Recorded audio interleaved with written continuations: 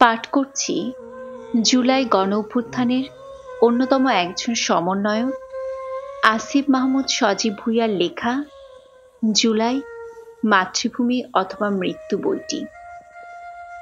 আজ শেষ পর্ব। লং মার্চ পরশু নয়, আগামীকালই।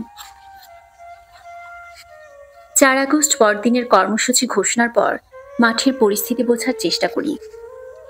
যখন কর্মসূচি ঘোষণা করা হয় তখনও প্রাণহানির খবর সেভাবে আসেনি। আওয়ামী লীগ, ছাত্রলীগ ও যুবলীগের সঙ্গে সারা দিন সংঘর্ষ চললেও প্রাণহানি ছিল কম। কিন্তু বিকেল হতে না হতে পুলিশ ও বিজিবি গুলি করতে শুরু করে। প্রাণহানির সংখ্যা দ্রুত বেড়ে যায়। মনে হলো বর্তমান পরিস্থিতি যত দীর্ঘায়িত হবে তত বেশি লাশ পড়বে। আওয়ামী লীগও আরো বেশি সুযোগ পাবে। আওয়ামী লীগ ঘোষণা দিয়ে দেশের নানা প্রান্ত থেকে ঢাকায় লোক জড়ো করছে। 4 আগস্টে যে কর্মসূচি হওয়ার কথা ছিল সেটা তারা ততক্ষণে 5 আগস্টে সরিয়ে নিয়ে গেছে। মনে হলো আমাদের কর্মসূচি পিছিয়ে দেওয়া মানে কৌশলগতভাবে আমাদের পিছিয়ে যাওয়া, আরো বেশি হতাহতের আশঙ্কা বজায় রাখা। আমরা প্রতিদিন একটা করে কর্মসূচি ঘোষণা করি, আর 1-150 মানুষ শহীদ হয়।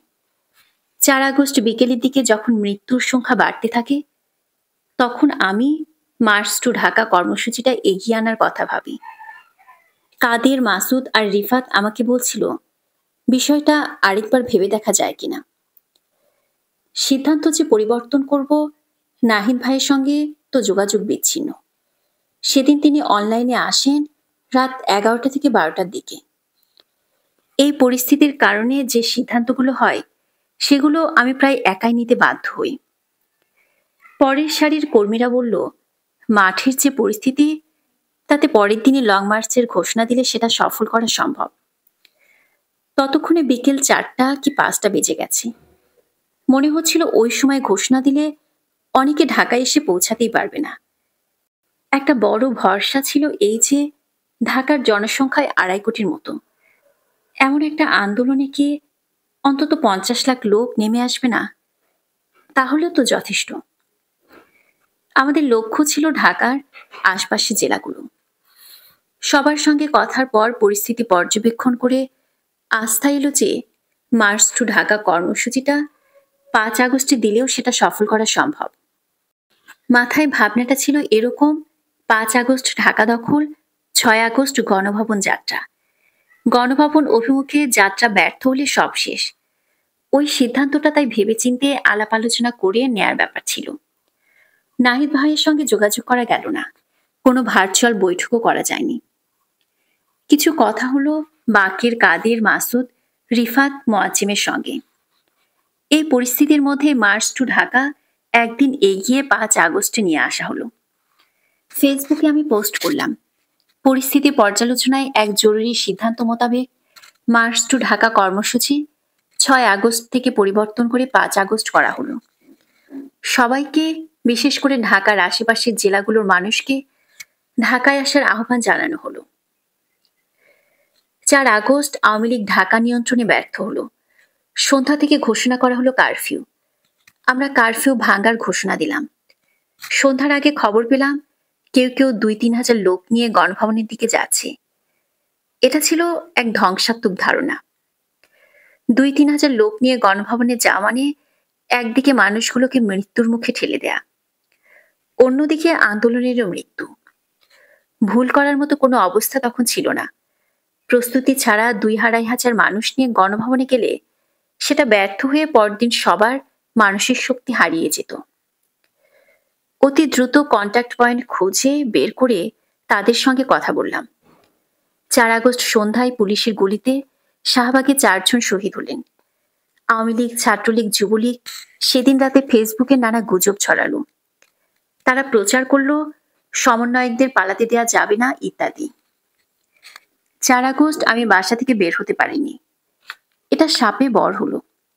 প্রস্তুতি নেয়ার এবং যোগাযোগের ভালো সুযোগ পেলাম। মুঠোফোনের ইন্টারনেট বন্ধ ছিল।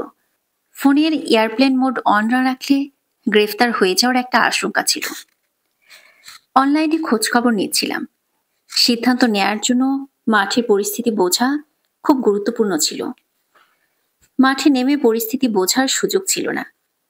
শাহবাগে থাকলে শুধু শাহবাগের পরিস্থিতি হয়তো বুঝতাম, সারা দেশের পরিস্থিতি বুঝতে পারতাম না। কারফিউর খবরও হয়তো পেতাম না।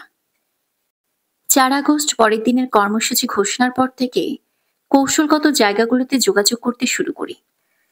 রাতে ছাত্রদলের সভাপতি রাকিবুল ইসলামের সঙ্গে যোগাযোগ করলাম। তাকে অনুরোধ করলাম তাদের সুযোগ সুবিধাগুলো দিতে।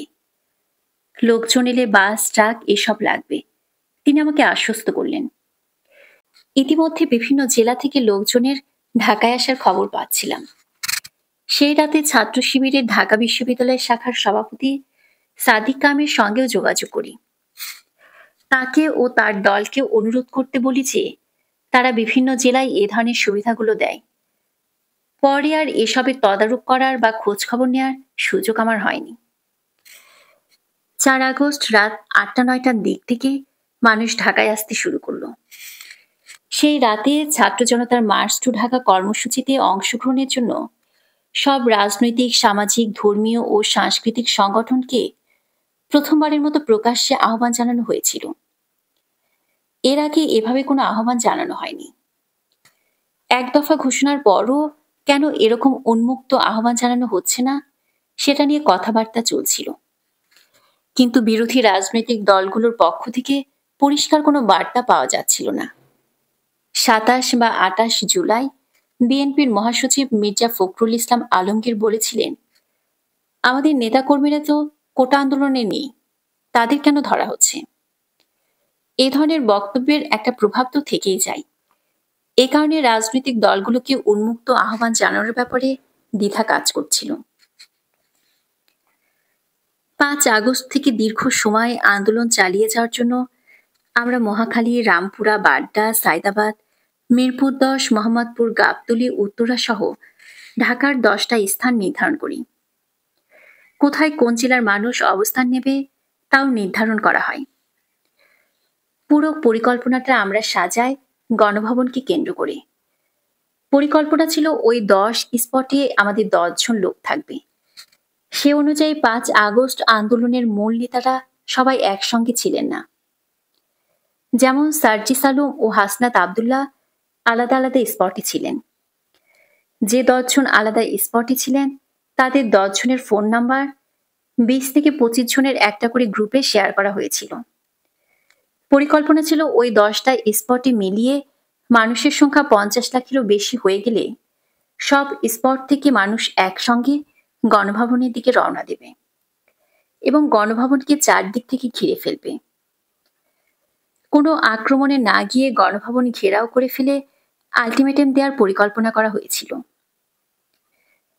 ঘেরাও ঘেরাও ঘেরাও হবে বলে সেদিন স্লোগান পোস্ট করা হলেও কোথায় কি ঘেরাও হবে সেটা স্পষ্ট করে বলা হয়নি।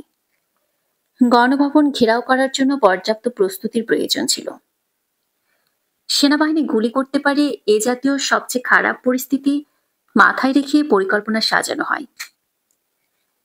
ইন্টার্ন চিকিৎসক সহ মেডিকেলের শিক্ষার্থীদের সমন্বয়ে মেডিকেল টিমও করা হয়েছিল। 5 আগস্টে কত বড় লোক সমাগম হবে সেটা নিয়ে সংশয় ছিল। আগের রাত থেকে খবর আসছিল ঢাকার প্রবেশপথগুলোতে ট্রাকে করে মানুষদের পুলিশ ও সেনাবাহিনী ব্যারিকেড দিয়ে আটকে দিচ্ছে। আশপাশের অঞ্চল থেকে যে সমন্বয়কেরা আসতে চাইছিলেন তাদের সঙ্গে যোগাযোগ করে বিকল্প রাস্তা ব্যবহার করতে বলি।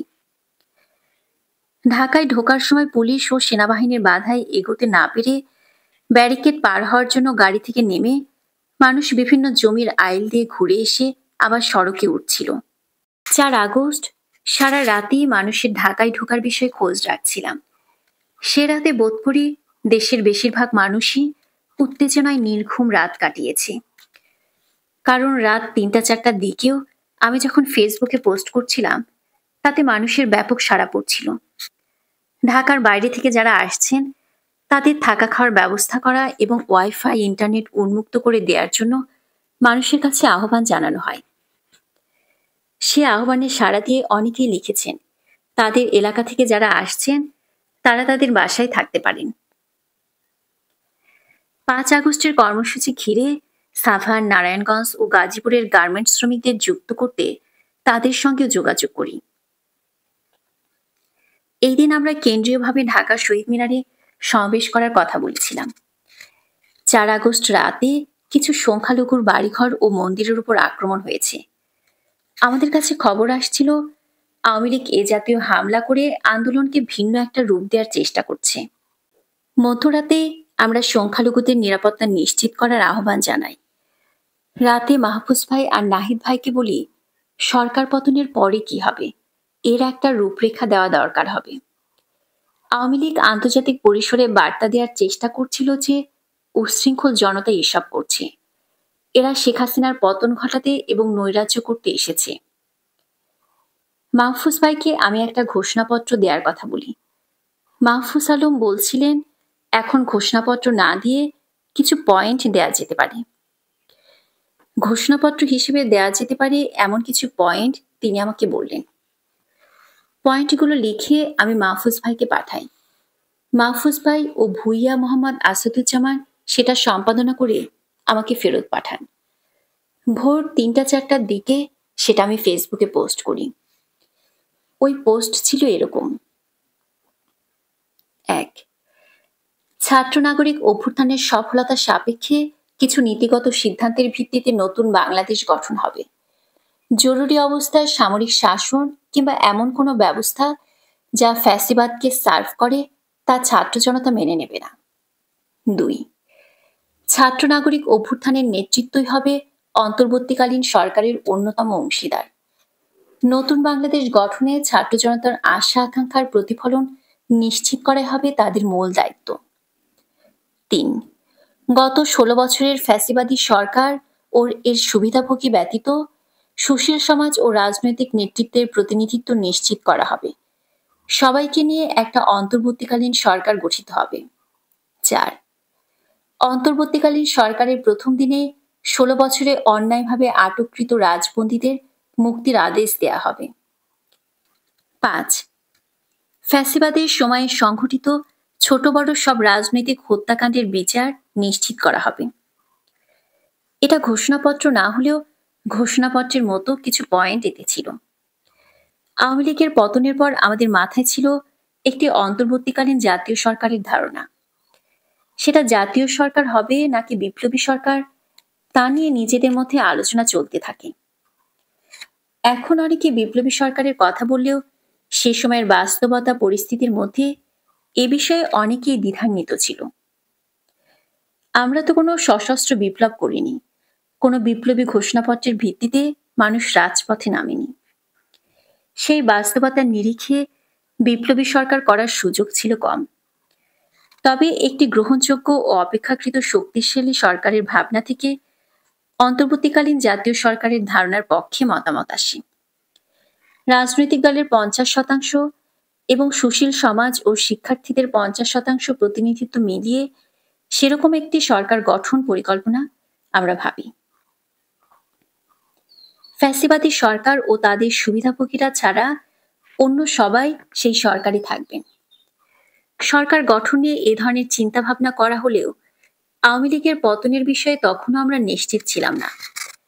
আমাদের ধারণা ছিল আন্দোলন আরো দীর্ঘ সময় ধরে চলবে, এমনকি এই আন্দোলন যে সশস্ত্র বিপ্লব হয়ে উঠতে পারে এমন একটা ভাবনা নাহিদ ভাই আর আমার ছিল। বিএনসিসির সদস্য থাকাকালে আমি রাইফেল চালানো শিখেছিলাম। পরিস্থিতি সেদিকে গড়ালে থানা থেকে অস্ত্র লুট করে আনার জন্য আমরা সবাইকে আহ্বান জানানোর পরিকল্পনা করে রাখি। প্রশিক্ষণ না থাকলেও যুদ্ধে নামার ঘোষণা দেওয়ার জন্য আমরা মানসিকভাবে প্রস্তুত ছিলাম। এ পর্যন্ত তো বলতে গেলে এক ধরনের যুদ্ধই চলে আসছে, শুধু আমরা আন্দোলনকারীরা নিরস্ত্র ছিলাম। নাহিদ ভাই একটা ভিডিও বার্তা প্রস্তুত করে রাখেন। 5 আগস্ট সকালে বাসা থেকে বের হওয়ার আগে কয়েকবার সশস্ত্র বিপ্লবের আহ্বান জানিয়ে ফেসবুকে পোস্ট লিখেও কেটে ফেলি।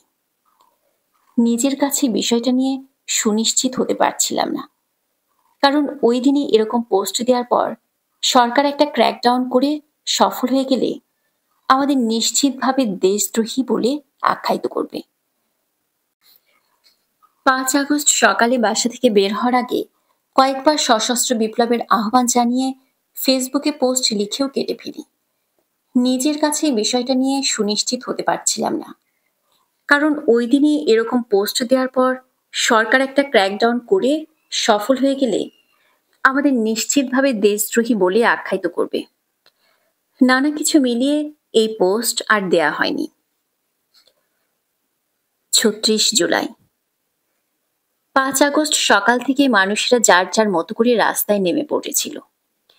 সকাল থেকে বিভিন্ন পয়েন্টে পুলিশ এত বেশি আক্রমণাত্মক ছিল যে অনেক জায়গায় আন্দোলনকারীরা দাঁড়াতেই পারেনি। ৫ আগস্ট মুগদায় ইশতিয়াক নূর মুহিতের বাসা থেকে বের হলাম সকাল ৯টার দিকে।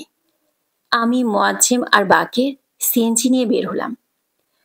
যাত্রাবাড়ির ভেতরের সড়ক হয়ে পুরান ঢাকায় চানখারপুলের নাজিমউদ্দিন রোডে পৌঁছাতে পৌঁছাতে ১০টা, সাড়ে ১০টা বেজে গেল। আসার পথে নানা জায়গায় গুলির শব্দ পাচ্ছিলাম। আমি, নাহিদ ভাই আর বাকের শাহবাগে আর সামনের সারির অন্য সমন্বয়কদের ভিন্ন ভিন্ন পয়েন্টে থাকার কথা ছিল। মাহফুজ ভাই ছিলেন শাহবাগের আশেপাশে। তিনি তারেক রেজার ফোন থেকে বিভিন্ন জায়গায় যোগাযোগ করছিলেন। সেদিন সকালে পুরান ঢাকায় এসে কারোর সঙ্গে যোগাযোগ করতে পারিনি। শহীদ মিনারের সমাবেশে যোগ দিতে আসা ২০০ থেকে ২৫০ লোকের ওপর সকালেই হামলা হয়। ওই এলাকায় আর কেউ ঢুকতে পারেনি। শহীদ মিনারে আহতরা চিকিৎসা নিতে ঢাকা মেডিকেল কলেজ হাসপাতালে গেল। চানখারপুল এলাকায় পুলিশ ছাত্র জনতার ওপর গুলি করছিল। এমন পরিস্থিতির মধ্যে যাত্রাবাড়ি এলাকা থেকে লক্ষাধিক লোক আসার পথে। তাদের সঙ্গে যোগাযোগ হচ্ছিল। চিন্তা করেছিলাম যাত্রাবাড়ির ওই জমায়েত এসে চানখারপুল হয়ে ঢাকা বিশ্ববিদ্যালয় ক্যাম্পাসে ঢুকবে। আমরাও তখন ক্যাম্পাসে এসে ঢুকব। আমরা চানখারপুলের যে ভবনটিতে স্বপ্নর আউটলেট, তার ছাদে গিয়ে দেখতে পাই পুলিশ নাজিমউদ্দিন রোডের সোহাগ হোটেলের সামনে এসে মানুষের উপর গুলি করছে। গুলি করে করে তারা একবার চানখারপুল মোড়ে ফিরে যাচ্ছে, তারপর আবার এগিয়ে এসে গুলি করছে। কারণ ওই সড়কটা সামান্য বাঁকা হওয়ার কারণে গুলি করার সরাসরি ফায়ারিং লাইন পাওয়া যাচ্ছিল না। সেখানে বিজিবিও গুলি চালাচ্ছিল। আমরা যে ভবনের ছাদে ছিলাম সেটির নিচে ছাত্র জনতা ছিল। তাদের কাছে ইট পাটকেল ছাড়া আর কিছুই ছিল না। সিটি কর্পোরেশনের কংক্রিটে তৈরি ড্রেনের বড় পাইপ সামনে রেখে তার পেছনে মানুষ অবস্থান নিয়েছিল। আমাদের লক্ষ্য করে পুলিশ ছাদের দিকে গুলি চালায়। আমরা ছাদ থেকে নেমে নিচে যাই, সবাইকে উজ্জীবিত করতে এবং পেছনে থাকা লোকজনকে নিয়ে আসার জন্য বাকের স্লোগান ধরল। আমরা চানখারপুলে পৌঁছানোর আগে সেখানে বিজিবির গুলিতে ২ জন শহীদ হয়েছিল। সেখানে মোট শহীদ হয় ৫ জন। রাস্তায় রক্ত লেগেছিল। গুলি করে পুলিশ বিজিবি তখন চানখারপুল মোড়ের দিকে যায়। তখন সবাই একটু বের হয়। আবার যখন গুলি চলে তখন আবার পাইপের পেছনে গিয়ে লুকায়। গুলি কংক্রিটের পাইপে লাগে। এক পর্যায়ে আমিও পাইপের পেছনে চলে যাই। বিজিবি কিছুক্ষণ গুলি করে চলে গেল। কারো গায়ে গুলি লাগেনি অবশ্য। এই সময় খবর পাই যাত্রাবাড়ি থেকে আসা বিপুল জমায়েতের সঙ্গে আনন্দবাজার এলাকায় পুলিশের গোলাগুলি হচ্ছে। যাত্রাবাড়ি থেকে আসা লোকজনের সঙ্গে আমাদের যোগাযোগ হচ্ছিল। কথা হলো যে আমরা একসঙ্গে পুলিশ বিজিবির বাধা ভেঙে ক্যাম্পাসে ঢুকব। কিন্তু নাজিমউদ্দিন রোডে সর্বোচ্চ ৩-৪০০ লোক ছিল। গুলি ও লাশ দেখে আতঙ্কে কেউ সামনে এগোতে চাইছিল না। বিজিবি গুলি করে চানখারপুলের দিকে চলে যাওয়ার পর সবাই কংক্রিটের পাইপের পেছন থেকে উঠে দাঁড়ালো। সবাই আরেকটু এগিয়ে পাইপগুলো ধাক্কা দিয়ে বোরহানউদ্দিন কলেজের সামনে যাওয়ার চেষ্টা করে। কেউ কেউ ইটের টুকরা সংগ্রহ করলো। এই সময় হঠাৎ একটা গুলি হলো। আমার ঠিক পাশে দাঁড়ানো একটা ছেলের গায়ে গুলিটা লাগে। ফিনকি দিয়ে রক্ত বের হলো। ২ ফুট এদিক ওদিক হলে গুলিটা আমার গায়ে লাগতে পারত। তবে তখন ফায়ারিং লাইনে কেউ ছিল না। আমরা বুঝতে পারলাম না গুলিটা কোত্থেকে এলো। গুলিবিদ্ধ ছেলেটাকে সবাই মিলে ধরাধরি করে ডান দিকের একটা গলিতে নিয়ে গেলাম। আমাদের ধারণা হলো বার্ন ইউনিটের ছাদ ছাড়া এই গুলি আসা সম্ভব নয়। একমাত্র ফায়ারিং লাইন তখন ছিল বার্ন ইউনিটের ছাদ থেকে। ছেলেটার শরীরের একদিক দিয়ে ঢুকে বুলেট অন্য দিক দিয়ে বেরিয়ে গেছে। ছেলেটা ঘটনাস্থলে আমার হাতের উপরে মারা গেল। আমি হতভম্ব হয়ে গেলাম। জালিমদের কাছে মানুষের জীবন কত মূল্যহীন। মনে রোখ চেপে গেল। কয়েক খণ্ড ইটের টুকরা নিয়ে শরীরের সর্বোচ্চ শক্তি দিয়ে পুলিশের দিকে ছুঁড়ে মারলাম। বাকের বলছিল বার্ন ইউনিটের ছাদ থেকে স্নাইপার শট হচ্ছে। এমন পরিস্থিতিতে সবাইকে নিয়ে পেছনের গলিতে গেলাম। মোয়াজ্জেম সবার জন্য পানি আর রুটি নিয়ে এলো। যুক্তরাষ্ট্র দূতাবাসের সেই কর্মকর্তা সে সময় আমার সঙ্গে যোগাযোগ করলেন। সাংবাদিক মুশফিকুল ফজল আনসারীর পরিচিত আশিক নামে একজন ফোন করে বললেন, সেনাপ্রধান দুপুর 2টায় জাতির উদ্দেশ্যে ভাষণ দেবেন। দেশের সামরিক আইন জারি হবে। খবরটা কয়েকজনের সঙ্গে ফোনে শেয়ার করলাম। ওই সময়টাতে আবার ইন্টারনেট ছিল না। ইন্টারনেট খুলে দেওয়া হয় দুপুর 1টার দিকে। ঢাকা বিশ্ববিদ্যালয়ের ক্যাম্পাসের আশপাশে অনেকে জড়ো হয়ে থাকলেও কেউ তখনও ঢুকতে পারেনি। যাত্রাবাড়ির জমায়েতটা অনেক বড় হওয়ায় তাদের সঙ্গে পুলিশ ও বিজিবি আর পেরে উঠল না। এক পর্যায়ে তারা গাড়িতে করে পালিয়ে যায়। আমি চানখারপুলের স্বপ্ন আউটলেটের ভবন থেকে ওয়াইফাই যুক্ত হয়ে ঢাকার অন্যান্য এলাকার পরিস্থিতি বোঝার চেষ্টা করি। ফেসবুক লাইভে গিয়ে ঘোষণা দেই, কেন্দ্রীয় সমাবেশ শাহবাগে হবে, সবাই শাহবাগে আসুন। আমরা কোনো রকমের সামরিক শাসন মানব না। কেন্দ্রীয় সমাবেশ থেকে জনতার পক্ষ থেকে ঘোষণা দেওয়া হবে, দেশের ভবিষ্যৎ ক্যান্টনমেন্ট থেকে নয়, অভ্যুত্থানের মঞ্চ শাহবাগ থেকে নির্ধারিত হবে। সামরিক শাসনের ঘোষণা এলে শাহবাগ থেকে বিকল্প সরকার ঘোষণা করব, এটাই ছিল ভাবনা। পরে চানখারপুল দিয়ে মিছিল নিয়ে ক্যাম্পাসের দিকে যায়। যাত্রাবাড়ির জমায়েতটা চানখারপুল দিয়ে ঢুকে দোয়েল চত্বর হয়ে শাহবাগের দিকে গেল। 12:30-1টার দিকে আমরাও শাহবাগের দিকে গেলাম। শাহবাগে পৌঁছে নাহিদ ভাই আর তারিকুল ভাই সহ কয়েকজনকে পেলাম। শাহবাগ তখন জনসমুদ্র। সেখান থেকে অন্য জায়গার পরিস্থিতির খোঁজ খবর নিচ্ছিলাম। শাহবাগে অনেকক্ষণ স্লোগান দেয়া হলো। সেখানে একটা পিকআপ আর মাইক আসার কথা ছিল, সেগুলো পৌঁছায়নি বলে মিছিল নিয়ন্ত্রণ করা কঠিন হয়ে পড়ে। সন্ধ্যার মধ্যেই নিরপরাধ ব্যক্তি, রাজবন্দী ও গুমকৃত ব্যক্তিদের মুক্ত করা হবে। শুধু হাসিনা সরকারের পদত্যাগ নয়, ফ্যাসিবাদী ব্যবস্থার বিলোপ করে নতুন বাংলাদেশ ও রাজনৈতিক বন্দোবস্ত বিনির্মাণ করা হবে। চূড়ান্ত বিজয় ছাড়া কেউ রাজপথ ছাড়বেন না। বার্তা প্রেরক আসিফ মাহমুদ ও নাহিদ ইসলাম, সমন্বয়ক বৈষম্য বিরোধী ছাত্র আন্দোলন।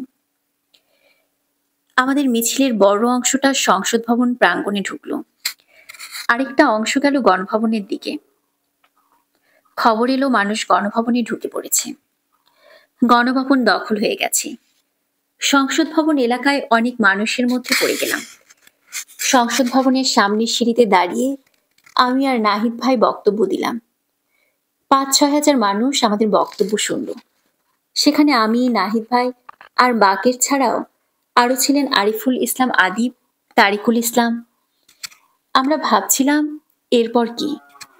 জনগণ আমাদের দিকে তাকিয়ে আছে। নানা ধরনের কথা ছড়াচ্ছিল, মানুষ বিভ্রান্ত। সংসদ ভবনের সামনে থেকে আগুনের ধোঁয়া উঠছিল, বিধ্বস্ত অবস্থা। আকাশে কয়েকটা উড়ন্ত হেলিকপ্টার। আমরা ভাবলাম এমন বিভ্রান্তিকর অবস্থায় আমাদের দিক থেকে একটা বক্তব্য যাওয়া উচিত। আমরা কারওয়ান বাজারে বার্তা সংস্থা এএফপির কার্যালয়ে যাওয়ার সিদ্ধান্ত নিই। সংসদ ভবন এলাকা থেকে বের হওয়া ছিল কঠিন। আমাদের পেয়ে লোকজন আনন্দ উদযাপন করছিল, কোনোভাবে আমাদের ছাড়ছিল না। জনসমুদ্রের কারণে রাস্তা দিয়ে এগোনো কঠিন হয়ে পড়েছিল। কেউ একজন একটা সিএনজি নিয়ে এলো। সিএনজিতে করে কারওয়ান বাজারে এএফপির কার্যালয়ে যাওয়ার পথে ফার্মগেটে যানজটে আটকে যায়। অগত্যা নেমে হেঁটে এগোতে থাকি। চ্যানেল 24-এর কার্যালয় থেকে সাংবাদিক জুমাতুল বিদা এ সময় ফোন করলেন। বললাম আমরা এএফপিতে যাচ্ছি। তিনি চ্যানেল 24-এ যেতে বললেন। তখন পর্যন্ত এএফপির ব্যুরো প্রধান শফিকুল আলমের সঙ্গে যোগাযোগ করা হয়নি। আরিফুল ইসলাম আদিব বললেন, তাহলে চ্যানেল 24-এ যাই। আমরা তেজগাঁয়ে চ্যানেল 24-এর কার্যালয়ে যাই। কেউ যাতে না চিনতে পারে সেজন্য আমরা মাস্ক আর ক্যাপ পরে চলাফেরা করছিলাম, কারণ চিনতে পারলে লোকজন উল্লাস করতে শুরু করে দিত। সেখান থেকে বের হওয়া কঠিন হয়ে পড়ত। খবর পেলাম বিএনপি, জামাত সহ বিভিন্ন রাজনৈতিক দলের নেতারা ক্যান্টনমেন্টে যাচ্ছেন। সেখানে ক্ষমতা পালাবদলের ব্যাপারে সিদ্ধান্ত হচ্ছে। মনে হয়েছিল এমন একটা ঐতিহাসিক মুহূর্তে দাঁড়িয়ে বাংলাদেশ পুনর্গঠনের সব সম্ভাবনা উড়িয়ে দিয়ে ক্যান্টনমেন্টে গিয়ে প্রবীণ রাজনীতিবিদেরা ঠিক কাজ করছেন না। ব্যাপারটা আমাদের ভালো লাগেনি। অনেকে বিক্ষুব্ধ হয়ে ওঠেন। কেউ কেউ বলেন, যারা সেখানে যাবেন তাদের জাতীয় বেঈমান ঘোষণা করা হোক। আমরা বললাম, এখন এসবের দরকার নেই, মাথা ঠান্ডা রাখতে হবে। কিভাবে কি হবে, সরকার গঠিত হবে, তার রূপরেখা তৈরি করে আমরা একটা সংবাদ সম্মেলনের পরিকল্পনা করলাম। চ্যানেল 24-এ গিয়ে শুনলাম হাসনাত আবদুল্লাহ ও সার্জিস আলম সেনাবাহিনীর গাড়িতে করে ক্যান্টনমেন্টে যাচ্ছেন। শুনে আমার মনটা খুবই বিক্ষুব্ধ হয়ে উঠল। সঙ্গে সঙ্গে হাসনাত আবদুল্লাহকে ফোন করে বললাম, ক্যান্টনমেন্টে গেলে আপনাদেরও জাতীয় বেঈমান ঘোষণা করা হবে। হাসনাত ও সার্জিস তখন সেনাবাহিনীর গাড়ি থেকে নেমে চলে আসেন। তারাও চ্যানেল 24-এর কার্যালয়ে চলে এলেন। জনতার মঞ্চ থেকে ঘোষণা দেওয়ার অভিপ্রায়ে প্রথমে আমরা কারওয়ান বাজার মোড়ে সার্কফড়ায় সংবাদ সম্মেলন করার ঘোষণা দিয়েছিলাম। এর মধ্যে নানা ধরনের গুজব শোনা যাচ্ছিল। যেমন অনেক বিশ্বাসযোগ্য জায়গা থেকে খবর পাইছে ক্যান্টনমেন্টে না যাওয়ায় আমাদের গ্রেফতার করে সরকার গঠন করা হবে। সম্মিলিতভাবে তখন সিদ্ধান্ত নেওয়া হলো যে এরকম খোলা জায়গায় যাওয়া ঠিক হবে না। আমাদের গুলি করা হতে পারে, তুলেও নিয়ে যাওয়া হতে পারে। সার্কফড়ার পরিবর্তে আমরা চ্যানেল 24-এর কার্যালয়ে সংবাদ সম্মেলন করলাম। সংবাদ সম্মেলনের আগ মুহূর্তে চ্যানেল 24-এর কার্যালয়ে একটা ছোট সভাকক্ষে বিএনপির ভারপ্রাপ্ত সভাপতি তারেক রহমানের সঙ্গে একটা ভার্চুয়াল বৈঠক হয়। মানবজমিন পত্রিকার সাংবাদিক এহসান মাহমুদ এবং আমাদের পক্ষ থেকে আরিফুল ইসলাম আদিবি মূলত এই বৈঠকের আয়োজন করেছিলেন। সেই বৈঠকে আমি, নাহিদ ভাই, মাহফুজ ভাই ও নাসির ভাই ছিলাম। তারেক রহমানকে আমরা অন্তর্বর্তীকালীন জাতীয় সরকারের প্রস্তাব দিই এবং বিএনপিকে সেই সরকারে অংশগ্রহণের আহ্বান জানাই। আমাদের প্রস্তাব ছিল জাতীয় সরকারের 50% রাজনৈতিক দলের এবং 50% সুশীল সমাজ ও শিক্ষার্থীদের প্রতিনিধি থাকবেন। তারেক রহমান বললেন, তারা এ ধরনের কিছুর অংশ হতে চান না। আমরা আমাদের সংস্কারের ভাবনাগুলো বললাম। তিনি সরাসরি বললেন, এত বেশি দায়িত্ব নেওয়ার প্রয়োজন আছে বলে তো মনে হয় না। আপনারা তত্ত্বাবধায়ক সরকার গঠন করে একটা নির্বাচন দিয়ে দিতে পারেন। তারেক রহমান প্রস্তাব দিলেন, একজন প্রধান উপদেষ্টা রেখে 7 জনের একটা সরকার গঠন করে 3 মাসের মধ্যে নির্বাচন দেওয়া যেতে পারে। তাকে বললাম, আমরা জাতীয় সরকারই গঠন করতে চাই। বিএনপি সরকারে এলে সরকার স্বয়ংসম্পূর্ণ হয়। তারেক রহমান 7 জনের তত্ত্বাবধায়ক সরকার গঠনের ব্যাপারে বেশি আগ্রহী ছিলেন। তারেক রহমানকে আমরা জানালাম যে অধ্যাপক মোহাম্মদ ইউনূসের সঙ্গে আমাদের যোগাযোগ হয়েছে।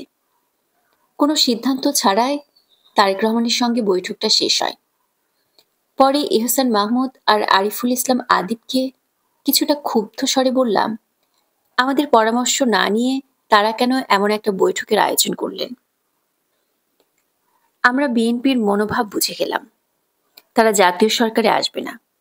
বিএনপিকে ছাড়া সরকার গঠন করলে বিষয়টা 1-11 বা -2 এর দিকে চলে যেতে পারে বলে আশঙ্কা হলো। জাতীয় সরকার গঠনের সম্ভাবনাটা সেখানেই শেষ হয়ে গেল। 6 আগস্ট মাহফুজ ভাই জামাতে ইসলামের নেতাদের সঙ্গে বৈঠক করলেন। বিএনপি আসছে না বলে সেখানেও আলাপটা থেমে যায়। এরপর আর কোনো রাজনৈতিক দলের সঙ্গে জাতীয় সরকারের বিষয়ে আলোচনা হয়নি। সংবাদ সম্মেলনে অন্তর্বর্তীকালীন জাতীয় সরকার গঠনের কথা বলা হলো। আমরা স্পষ্টভাবে বললাম, কোনো সেনা শাসন মেনে নেওয়া হবে না। আমরা ওয়ার্ড ভিত্তিক সাম্প্রদায়িক সম্প্রীতি ও রাষ্ট্রীয় সম্পদ রক্ষা কমিটি গঠনের ঘোষণা দিলাম। এই সংবাদ সম্মেলনের আগে চ্যানেল 24-এর কার্যালয়ে বসে আব্দুল হান্নান মাসুদ আরেকটা সংবাদ সম্মেলন করে সংখ্যালঘুদের ওপর হামলার প্রতিবাদ জানায়। আওয়ামী লীগের রাজনীতি করার কারণে অনেকে হামলার শিকার হচ্ছিলেন। হামলা যতটা হয়েছিল, গুজব ছড়িয়ে পড়ে তার চেয়েও বেশি। আন্তর্জাতিক গণমাধ্যম তার প্রচারও হতে থাকে। সেজন্য মাসুদের সংবাদ সম্মেলনটা জরুরি ছিল। 5 আগস্ট সন্ধ্যায় অধ্যাপক ইউনূসের সঙ্গে কথা হয়। চ্যানেল 24 এর কার্যালয় থেকে আমি তাকে ফোন করি। ফ্রান্সের যে হাসপাতালে তিনি ভর্তি ছিলেন, কিছুক্ষণের মধ্যে অস্ত্রোপচারের জন্য সেটির অপারেশন কক্ষে তাকে নিয়ে যাওয়ার কথা। লাউড স্পিকারে আমি আর নাহিদ ভাই তার সঙ্গে কথা বলি। সেদিনই নাহিদ ইসলামের সঙ্গে তার প্রথম কথা হলো। অধ্যাপক ইউনূসকে বললাম, স্যার, সরকারের তো পতন হয়ে গেছে, এখন সিদ্ধান্ত নেওয়ার সময়, সিদ্ধান্ত নিতে হবে। তাকে আমরা জাতীয় সরকারের ধারণার কথাটাই বললাম। অধ্যাপক ইউনূস বললেন তিনি ইতিবাচক, তবে অনেকগুলো ব্যাপার আলোচনা করতে হবে। সবাইকে জানালাম অধ্যাপক ইউনূস ইতিবাচক।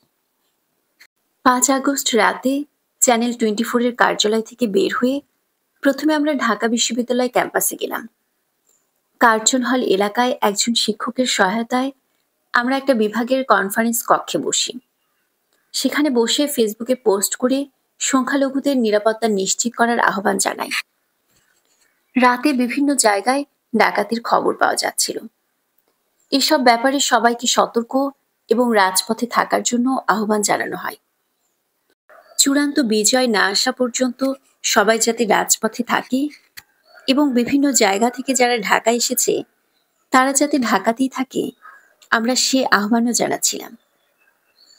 রাত 11টা-12টার দিকে অধ্যাপক আসিফ নজরুল কার্জন হলের ওই কনফারেন্স কক্ষে আসেন। এরপর আমরা ধানমন্ডির একটা বাসায় যাই। বিভিন্ন জায়গা থেকে তখনও গোলাগুলি আর ডাকাতির খবর আসছিল। পুলিশ পালিয়ে যাওয়ার সময় গুলি করছে। বিভিন্ন জায়গা থেকে এমন গুজবও শোনা গেল যে ভারত সীমান্তে সৈন্য সমাবেশ করছে। সারা দেশে অস্থির একটা পরিস্থিতি, সব মিলিয়ে একটা উত্তেজনাপূর্ণ ও আতঙ্কজনক অবস্থা। আমাদের মনে হলো রাতের মধ্যে ভবিষ্যৎ রূপরেখা ঘোষণা করা দরকার। তা না হলে অস্থির এই পরিস্থিতিকে ব্যবহার করে অনেকে দেশকে অস্থিতিশীল করার চেষ্টা করতে পারে। রাতে আমরা অধ্যাপক ইউনূসের সঙ্গে আবার যোগাযোগ করলাম। তার সঙ্গে লাউড স্পিকারে নাহিদ ভাই আর আমার ঘণ্টাখানেক কথা হলো। অধ্যাপক ইউনূসকে বললাম, স্যার, দেশের যে পরিস্থিতি তাতে দ্রুত ঘোষণা করা দরকার দেশের পরবর্তী প্রধান উপদেষ্টা কে হচ্ছেন। অধ্যাপক ইউনূস এ ব্যাপারে সতর্ক ছিলেন যে 1-11 মতো সেনা সমর্থিত সরকার হলে তিনি দায়িত্ব নেবেন না। সরকার তার মতো করে চলতে হবে। অন্য কেউ সরকার চালালে তিনি থাকবেন না। অধ্যাপক ইউনূসকে জানালাম এটা আমাদেরও মত। সেনা সমর্থিত সরকার হলে আমরাও মানব না। অধ্যাপক ইউনূস ব্যাপারটা নিয়ে আগে সেনাবাহিনীর সঙ্গে কথা বলে নিতে বললেন। নাহিদ ভাই তাকে বললেন, হস্তক্ষেপ না করার কথা বললে আমাদেরই দুর্বলতা প্রকাশ পাবে। এর চেয়ে অভ্যুত্থানের প্রতি মানুষের একাত্মতা আর মাঠের শক্তি দিয়ে আমরা তাদের ক্ষমতা থেকে দূরে থাকার বিষয়টা বোঝাতে পারব। দীর্ঘ আলোচনার পর অধ্যাপক ইউনূস সম্মত হলেন। রাত 3টায় আমি, নাহিদ ভাই ও বাকের ফেসবুকে একটা ভিডিওতে অধ্যাপক ইউনূসকে অন্তর্বর্তীকালীন সরকারি প্রধান উপদেষ্টা পদে সম্মত হওয়ার কথা ঘোষণা করি। আমরা বললাম, ছাত্র নাগরিক অভ্যুত্থানের অন্তর্বর্তীকালীন সরকার গঠন না হওয়া পর্যন্ত রাজপথে শান্তিপূর্ণ অবস্থান রাখুন। স্বাধীনতা অর্জনের চেয়ে রক্ষা করা কঠিন। অধ্যাপক ইউনূসকে আমরা প্রধান উপদেষ্টা হিসেবে আন্তর্জাতিক গণমাধ্যম সহ সর্বত্র প্রতিষ্ঠিত করার চেষ্টা করি। সেটা সফলও হয়। আগের সংসদ বহাল রেখে স্বতন্ত্র সংসদ সদস্যদের দিয়ে একটা উপদেষ্টা পরিষদ গঠনের কথা সেই সময় কেউ কেউ বলেছিল। 6 আগস্ট বেলা 11টায় এক ভিডিও বার্তায় ওই দিন দুপুর 2টার মধ্যে সংসদ বিলুপ্ত করার আহ্বান জানায়। এর মধ্যে রাষ্ট্রপতি সংসদ ভেঙে দেন। যে স্থান থেকে ভিডিও বার্তা দিয়েছিলাম, বার্তা দেওয়ার পর সেখান থেকে জায়গা বদলে অন্যত্র চলে যায়। নিরাপত্তা নিয়ে তখনও বেশ উদ্বিগ্ন ছিলাম। আইন শৃঙ্খলা পরিস্থিতি ভেঙে পড়েছিল।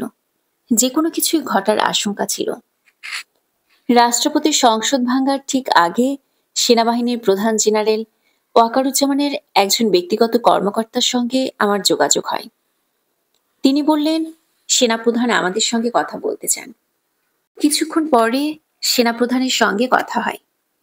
তিনি খুব আক্ষেপ করে বললেন, আমার ৭০ থেকে ৮০,০০০ ফোর্স ডিপ্লয়েড, কিন্তু দেশে কোনো আইন শৃঙ্খলা নেই, সরকার নেই।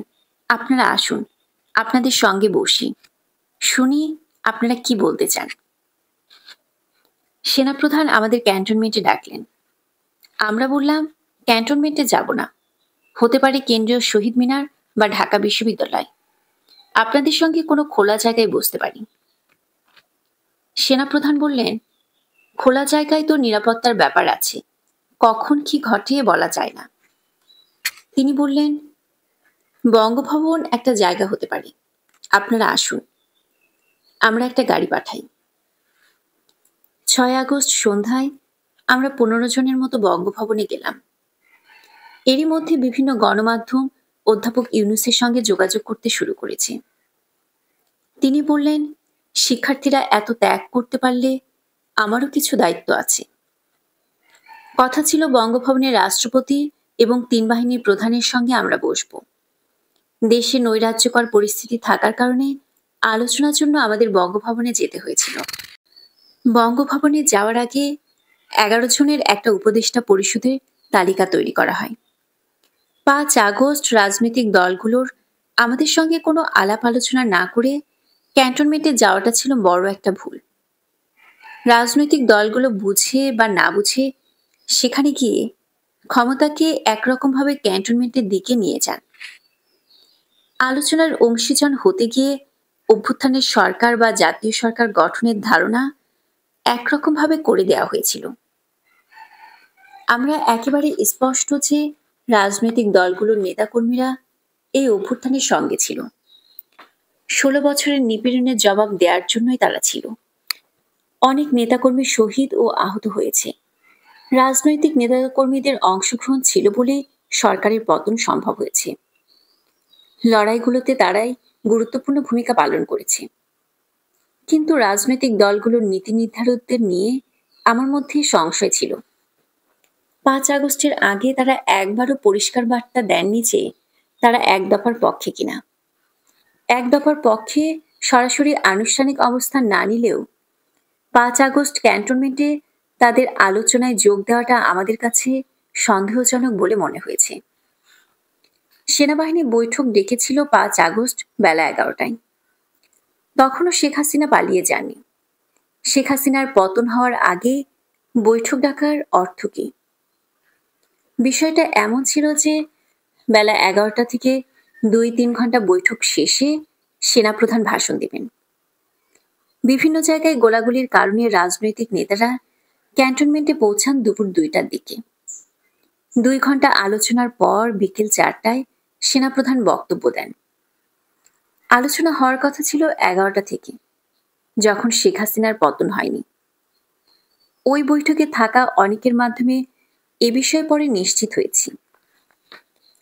ফলে এমন একটা ভয় ও অবিশ্বাস তৈরি হলো যে শেখ হাসিনা সেনাবাহিনীকে সামনে রেখে রাজনৈতিক দলগুলোর সঙ্গে কোনো একটা সমঝোতায় পৌঁছাতে চেয়েছিলেন কিনা। সেনাপ্রধানের বক্তব্যের পর রাজনৈতিক নেতারা ক্যান্টনমেন্ট থেকে বঙ্গভবনে গেলেন। সেখানে আমাদের কেউ ছিল না। শিক্ষার্থীদের প্রতিনিধি হিসেবে আব্দুল্লাহ আল হোসাইন ও আরিফ তালুকদার নামে ২ জন এবং ১ জন নারী সেখানে যান। তারা কেউ বৈষম্য বিরোধী ছাত্র আন্দোলনের সমন্বয়ক না হলেও বঙ্গভবনে গিয়ে নিজেদের সমন্বয়ক বলে পরিচয় দেন। আব্দুল্লাহ আল হোসাইনকে আমি চিনতাম। তিনি সেই ব্যক্তি যিনি আন্দোলনের সময় মোটরসাইকেলে করে আমাদের ক্যাম্পাস থেকে শনিরাকড়ায় নিয়ে গিয়েছিলেন। জাতিসংঘের কোনো এক প্রকল্পের পরিচয়পত্র থাকায় পুলিশ তাকে ধরেনি। তার ব্যাপারে আমাদের নানা সন্দেহ ছিল। আন্দোলন চলাকালে আমাদের যখন তুলে নিয়ে যাওয়া হয়, তখন গোপনে থেকে আন্দোলনকে জীবন্ত রাখার ক্ষেত্রে বৈষম্য বিরোধী ছাত্র আন্দোলনের দ্বিতীয় সারির নেতৃত্ব আব্দুল কাদের, আব্দুল হান্নান মাসুদ, রিফাত রশিদ, মাহিন সরকার এবং তাদের বাইরেও অনেক গ্রুপের বহু অবদান আছে। আব্দুল কাদের, আব্দুল হান্নান মাসুদ ও রিফাত রশিদের পরেও আন্দোলনে আরেকটা স্তর ছিল। আমাদের মধ্যে ঠিক করাই ছিল যে আমাদের কিছু হলে তোমরা, তোমাদের কিছু হলে তারা আন্দোলনে এগিয়ে নিয়ে যাবে। দেশের প্রতিটি প্রান্তে লড়াইগুলোকে সংগঠিত করার ক্ষেত্রে তাদের সবার অবদান আছে।